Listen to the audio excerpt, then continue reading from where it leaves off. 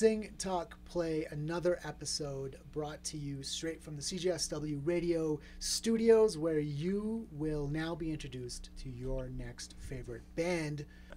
Ghost Cousin, thank you for coming and performing. So let us start right away. Why don't you guys introduce yourselves from right to left? I'm Matt. I'm David. I'm Matthew. And I'm Corey. Let's talk about the song that you guys started off with. I think maybe Matt should field this one. Yeah. It's called Breakfast and Tea. I wrote a fair chunk of it, and it's ultimately about a weekend that I had with my mother when I was a teenager. It was just kind of a short trip, actually, to Calgary. That's kind of interesting. And so it's kind of just about growing up and feeling differently about your relationships and as they evolve. Great. He loves his mom. That's really sweet. That's really sweet. I'm glad we got that story. I like that song. I liked it before, but I like it a lot more now. That transitions to Calgary. You guys are performing in Calgary tonight, and it seems like you've had some trouble getting a gig in Calgary. This is your first performance in Calgary, which surprises me because you guys have been doing stuff for a while. How does it feel? How does it feel to finally be in Calgary? It's surprising for us too. We've been playing since 2010, and we've done 3 cross Canada tours, and each time we've slotted in a spot for Calgary and tried to book it, and it just has never worked out. It's hard for us to get a gig here, so we're grateful to be here. It's great. 3 cross Canada tours is a lot for any band, and you guys have just put out your first full length. So you toured a lot even before you guys put out a full length. How does that work? We were ambitious. We recorded our album basically leading up to and a little bit as we were touring. It was finished on tour in Saskatoon in 2010 after playing maybe like 15 shows total. I think we actually only played 4 shows before we left on our first tour. Even less than that. Some friends of mine who are also musicians were talking at a show that I was at about touring and about how easy it is. And one of them said to me, "Hey, all you need is a good album." And then he stops. He says, "You don't even need a good album to tour. You just need an album." And I think that's a great idea. I need to get a van. I need to get on tour. And we did. And I think it made us, a little tighter than we would have been just playing shows locally. When you're forced to play that many sets back to back, it tends to polish things up a bit. When you're a band with no reputation, you don't get a lot of packed shows on when you go abroad, but it was worth it, I think, just for the experience, just for the playing time. What's one of the best places you guys have played on tour? Halifax. Yeah, Halifax was pretty good. Do you want to talk about that? Yeah, I had a friend in Halifax. We couldn't get a show at a venue there, and so she asked all of her friends if we could throw a house party. And it was all a go. We're about 3 hours out of the city, and I get a text from her, and she said that it's canceled. The night before, they got a noise complaint and a $500 fine. And so we're just totally upset at that point. We go into the city anyways. And just as we're pulling in, I get another text that says, "We got something." And, fast forward a day, and we're in this loft apartment above a burrito place, packed with 60 people on a Wednesday, just having the best time of their lives. It was a blast. It was so good. That's amazing. You had me above a burrito. Yeah, Burrito Jack's, actually the burrito place in Halifax. So we're told. Yeah. Nice plug. I haven't heard about too many bands who go on tour before they have a full-length album. But now that you speak of it in that manner, it makes a lot of sense. You hone your skills. Exactly. You become super tight, and then when you do record that album, it is just that much easier. It was definitely easier than it would have been. We have actually been recording ourselves for a while now. We did an EP, like David said, in 2010 that was self-recorded, and Scotland that came out in August is also self-recorded.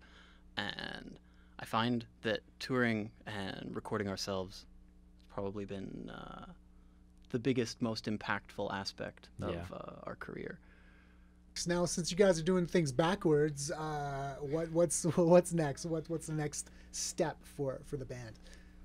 The immediate step is we've got a music video for the first track that we played, Breakfast and Tea. That's going to be coming out. It should be out now, actually.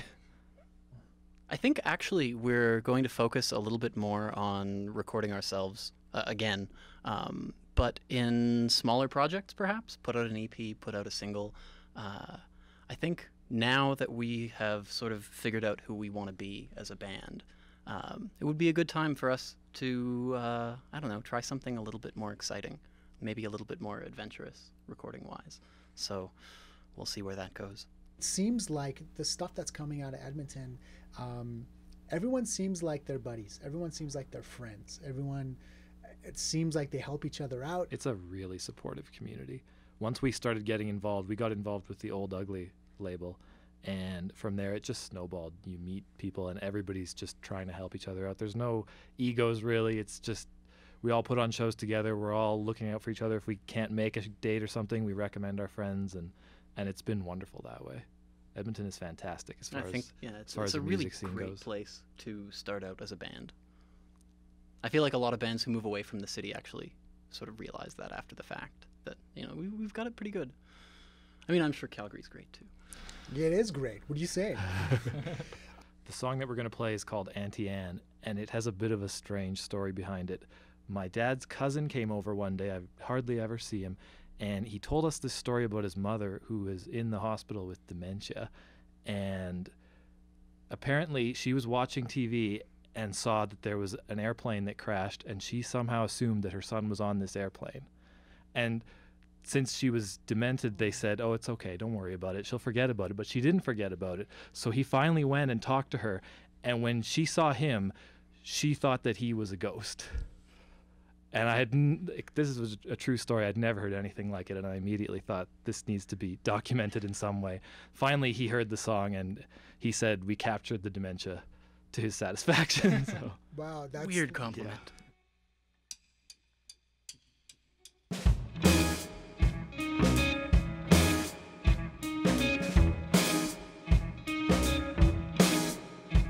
The mind clouded over, all over. It's over. There was nothing to do but keep watching the news.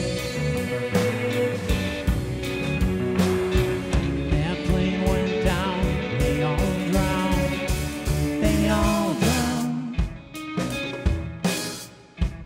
Her boy had been on it, he must have been on it. He was probably on it, now he's probably gone.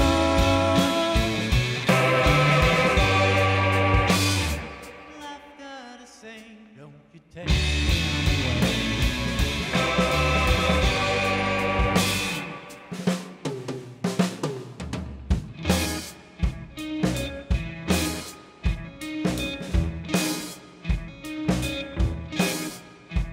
They said it's okay, stay away, stay away. And those tired old memories surely will fade. But they tangled and grew, she's been mourning for you, for you. What to do, what to do, what to do, what to do, what to do, what to do, what to do, what to do.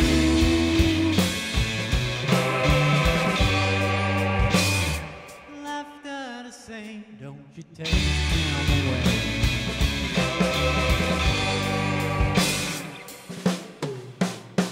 My son, you return, you return, you return to me. My son, you return, you return, you return to me. My son, you return, you return, you return to me. My son, you return, you return, you return.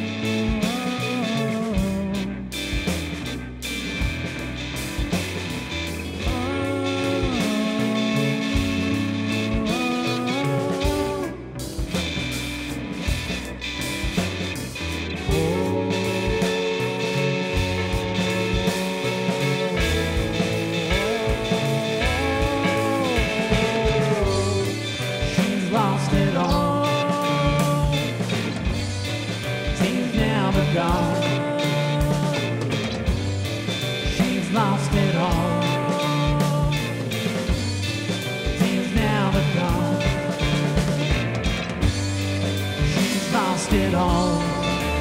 Lost it all. Things now they're gone. She's lost it all. She's lost it all. Things now they're gone.